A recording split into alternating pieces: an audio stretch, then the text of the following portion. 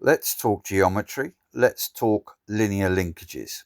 So when a manufacturer produces a motorcycle, they have to take into account a very broad spectrum of buyers.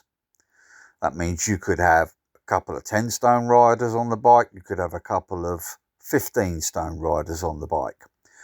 So the way they compensate for this is by creating what we call rising rate linkages on the rear suspension. If you look underneath, you may well see a triangular plate, and the configuration of that plate dictates just how much resistance the rising rate linkage will give to the shock absorber in order to stop it bottoming out. So that's fine on the road, but on a racetrack, you haven't got two 15 stone riders on the bike, you haven't got two 10 stone riders on the bike. So what you now need is a linkage that's not rising rate, certainly not as much as the manufacturers would produce, and that will allow the rear suspension to move through the stroke fairly consistently.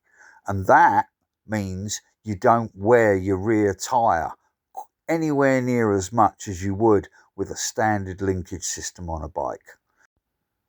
You will notice that the linkage has an adjustable link rod.